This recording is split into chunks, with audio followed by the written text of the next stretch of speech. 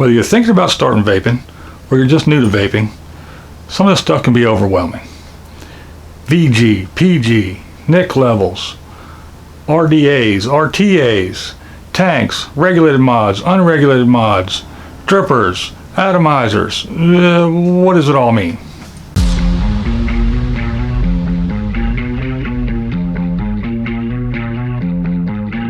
Are you ready? Are you ready? Are you ready? Everybody ready? I'm no expert. I've been only vaping for about a year and 2 months. But these are some of the questions that I had when I first started. So through a lot of research, trial and error, and spending way too much money trying to figure this stuff out, I figured maybe I'd go over some of this stuff and save you some time and trouble.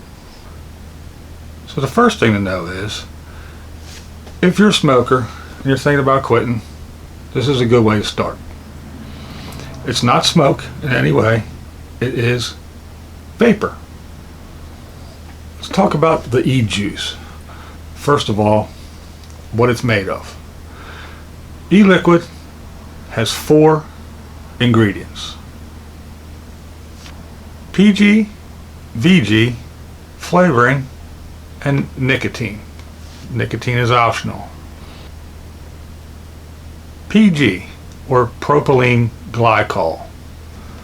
Propylene glycol is the base of the juice, one of the bases of the juice. It carries the nicotine and the flavoring. Now, propylene glycol is found in biscuit mixes, cake mixes, lots of beverages, including beer, some medicines, and even salad dressing, just to name a few. Propylene glycol is a thin, liquid type substance. It's odorless and flavorless and gives you a throat hit. Now, if you are a cigarette smoker and you're used to, taking that drag off a cigarette and you get that little kick in the back of your throat, propylene glycol gives you that little bit of a throat hit. More about that later.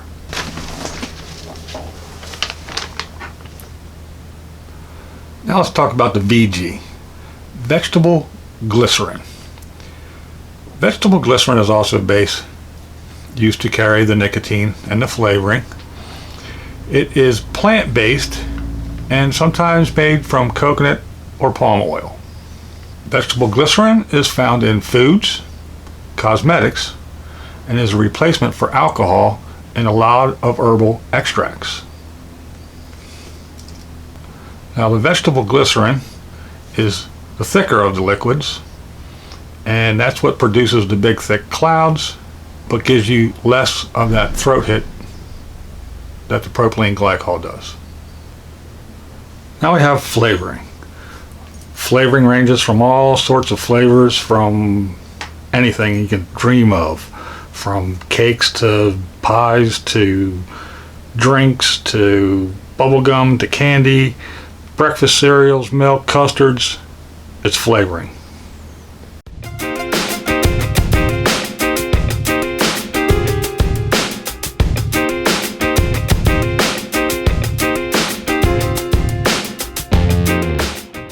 And then the fourth and final ingredient is nicotine. Nicotine is optional. A lot of people, if they're smokers and they want to quit, they start at a 24 or 12 milligrams of nicotine, and they wean themselves down to 6 to 3 to 0. Some companies even offer a 1.5 milligrams of nicotine.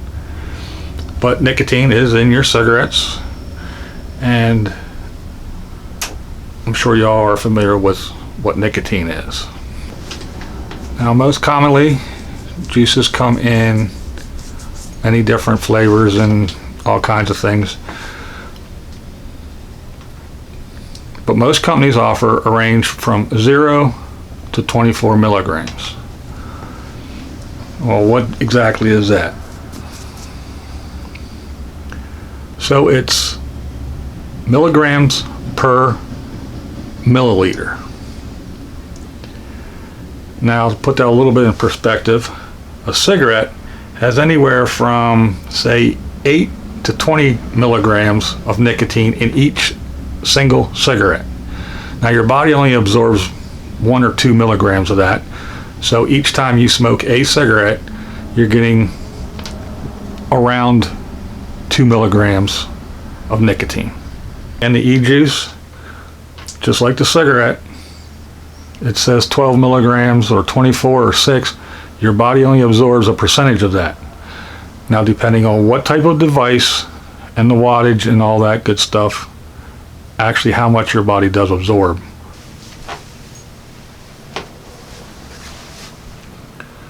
So, propylene glycol, vegetable glycerin, flavoring, and optional nicotine. All the ingredients are safe for human consumption. They're in many of our foods and drinks, cosmetics, medicines. All these ingredients are in everything that we consume every day, all day.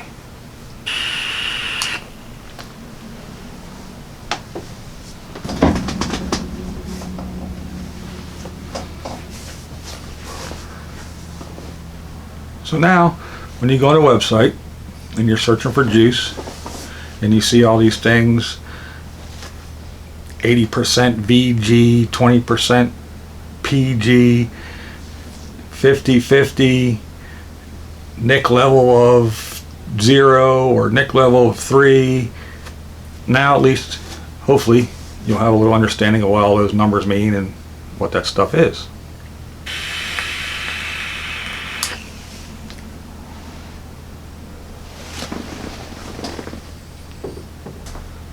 Now, a common thing for beginners is to get a cough. This cough that lasts for a couple weeks, sometimes a couple months. Now, what this cough is the vapor is actually loosening up all the junk from when you were a smoker, if you were a smoker. And it makes you cough. Again, this cough lasts different for different people. If you were a smoker and you smoked 2-3 packs of cigarettes a day, your cough might last 2 months. If you were a light smoker and you smoked light cigarettes and maybe half a pack a day or something, it might only last 2-3 weeks.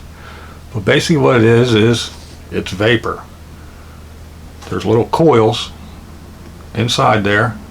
You hit a button, electricity flows through from your battery, heats up the coils, which turns the juice into vapor. Not smoke. You're not burning any tobacco. You're not burning anything. You're turning a liquid into vapor. You inhale the vapor. Vapor kind of expands, loosens up all that junk, all the nicotine, the tar, the bazillion other things that were inhaled when you were a smoker. It's loosening all that crap up out of your lungs, and you cough it up. Another thing is a lot of beginners get headaches. That's usually attributed to 2 things. One, they get a little dehydrated. When you vape, you need to drink like you normally should. You should drink your 8 to 10 glasses of water a day. You need to drink a lot. 2 is the nicotine. Now, when you're a smoker, the way it is now, if you work in an office or anything, you usually, on your break, you go outside and you smoke a cigarette. Then when you get home, you might sit and not chain smoke, but smoke a lot more. Now, if you're vaping and you're not just sucking on a cigarette, you're sucking on something that tastes like homemade apple pie or bubble yum or a pina colada, you might hit it a lot more. And that intake of the nicotine, you kind of get a nicotine buzz, and sometimes it gives you a nicotine headache. So for that, 2 things. You can either drop down your nicotine level or just be cognizant of how much you're drawing on your vape. And again, drink. Okay, now you kind of figured out the juice thing, what PG and VG is, what the nic levels mean, and all that stuff when you're ordering your juice. Now you're going to get overwhelmed and swamped with equipment.